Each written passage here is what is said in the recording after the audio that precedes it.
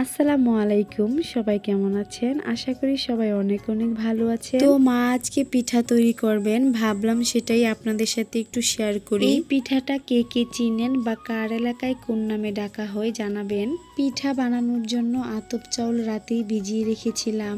সকালবেলা উঠেই আমি চাউলগুলোকে ভালো করে পরিষ্কার পানি দিয়ে ধুয়ে নিলাম। তো এই পিঠাটা বানানোর জন্য আমাদের কিছু কলা পাতা লাগবে, সেজন্য আমি মায়ের সাথে কলা পাতা আনতে চলে গেলাম। তো এটা হচ্ছে আমাদের কলা বাগান, এখান থেকে পাতা নিব যতটুকু লাগে। অনেক এলাকায় দেখি এই পিঠাগুলো আবার কাঁঠাল পাতায়ও বানায়, তবে আমাদের দিকে আমরা এই পিঠাগুলো কলা পাতাই বানাই। কলা পাতায় বানালে অনেক সুন্দর হয়। তো কথা বলতে বলতে এখানে আমি অনেকগুলো কলা পাতাই কেটে নিলাম। এইবার পাতাগুলো নিয়ে আমি বাড়ি চলে যাব। সবগুলো পাতা আমি সুন্দর করে কেটে পরিষ্কার কাপড় দিয়ে ভালো করে মুছে নিচ্ছি। পানি দিয়ে ধুতে গেলে পাতাগুলো ছিঁড়ে যাবে, সেজন্য আমি পরিষ্কার কাপড় দিয়ে মুছে নিলাম। তো এদিকে ভিজিয়ে রাখা চাউলগুলো এবার ব্লেন্ডার করে নিচ্ছি। তো এই তো এখানে আমার সবগুলো চাউল ব্লেন্ডার করা শেষ। এবার পিঠা বানানো শুরু করব। পিঠার এই ডোটা পাতলা ভাবে করতে হবে যেন সুন্দরভাবে পাতার মধ্যে ছড়ানো যায়। তো এই তো মা এখানে পিঠা বানানো শুরু করে দিয়েছেন। এই পিঠা বানানো আহামরি কিছুই না, খুবই সহজ একটা পিঠা এটা। শুধু ডোর মধ্যে একটু লবণ দিয়েছি, আর কিছুই দেইনি।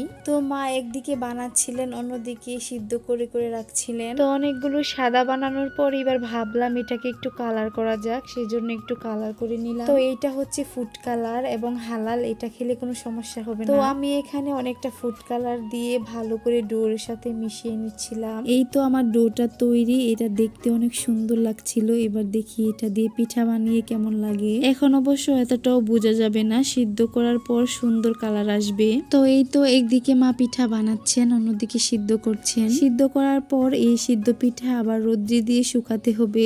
এই পিঠাগুলো বানাতে তেমন বেশি সময় লাগে না, অল্প সময়ই হয়ে যায়। তো এই তো এখানে আমাদের সবগুলো পিঠাই বানানো শেষ। এবার আমি দেখছিলাম হাতে নিয়ে কালারটা কত সুন্দর আসছে।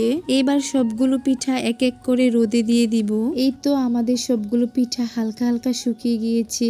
এবার হালকা শুকানোর পর পাতা থেকে আস্তে আস্তে করে তুলতে হবে যেন ভেঙে না যায়। হালকা শুকালেই পাতা থেকে তুলতে হবে, কারণ হচ্ছে বেশি শুকালে ভেঙে যেতে পারে, পাতার সাথে লেগে যেতে পারে। এবার এক এক করে আমি আর আমার বোন সবগুলো পিঠা উঠিয়ে নিলাম। দেখেন কত সুন্দর করে উঠে যাচ্ছিল। যদি এর থেকে বেশি করে শুকিয়ে নিতাম তাহলে পাতাই ভেঙে যেত। তো যাই হোক, এখানে আমার সবগুলো পিঠা আজকের মতো শুকিয়ে গিয়েছে, তবে কয়েকদিন ধরে রোদ্রে দিতে হবে ভালো করে শুকানোর জন্য। এরপর কয়েকদিন ধরে রোদে দিয়ে শুকিয়ে নিতে হবে। এরপর তেল দিয়ে ভাজলেই তৈরি হয়ে যাবে আমাদের এই পিঠাটা, মানে খাওয়ার উপযোগী হবে আর কি। তেল দিয়ে ভেজে খেতে হবে এই পিঠা। তেল দিয়ে ভাজলে খুবই মচমচে হয় এবং খেতে খুবই ভালো লাগে। তো এই তো এই পিঠা কার কার বাড়িতে বানায় এবং কার কার ভালো লেগেছে জানাবেন। তো আজকে এ পর্যন্তই, সবাই ভালো থাকবেন, সুস্থ থাকবেন। আল্লাহ হাফেজ।